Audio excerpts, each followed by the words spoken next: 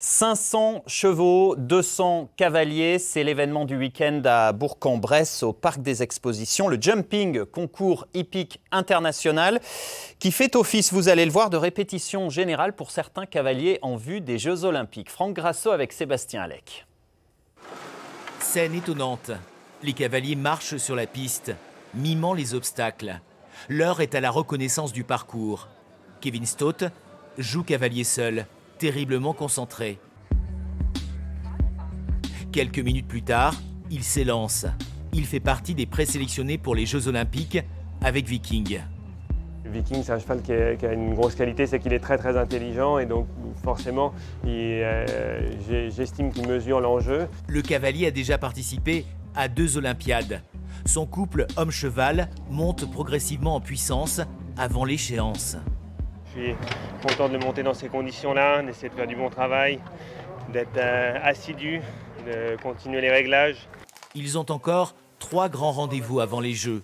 Et Kevin ne ferme la porte à aucune éventualité. Bien sûr que je mets tout en œuvre pour essayer d'y participer, mais c'est y participer avec des chances de performer, sinon autant laisser sa place à quelqu'un d'autre. Ne jamais oublier qu'il y a 2 athlètes sur piste, dont un qui n'a pas la parole, mais l'autre doit l'entendre. D'où ces présélections olympiques qui prennent du temps. Julien Epeyard est aussi au Jumping de Bourg-en-Bresse pour un gros échauffement avant Paris 2024. On a un très bon chef de piste, on a des très bons sols. Donc on profite un petit peu de tout ça pour essayer de préparer les gros événements à venir avec nos meilleurs chevaux. Voilà, alors je vous présente Dubaï, du cèdre. Voilà. Ça va ma grande? Donc ça c'est la jument qui est pressentie pour les Jeux. Je sais que c'est une guerrière, elle regarde rien, voilà. Si je lui demandais de sauter dans le feu, je pense qu'elle sauterait dans le feu. Elle a une confiance en moi totale.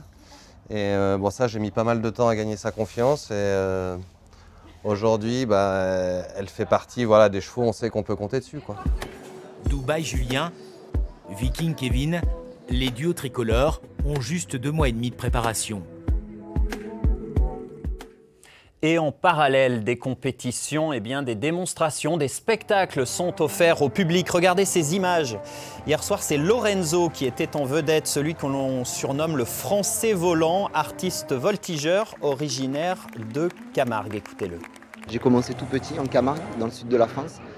Et petit à petit, j'ai créé un univers autour de la poste hongroise. Donc la poste hongroise, c'est essentiellement être debout sur les chevaux. Et voilà, j'arrive à faire des combinaisons, des formations, tout à la voix, tout en finesse. Il y a à la fois le côté spectaculaire, le côté un peu magique. Voilà, et le Jumping de Bourg-en-Bresse, c'est jusqu'à lundi et c'est gratuit.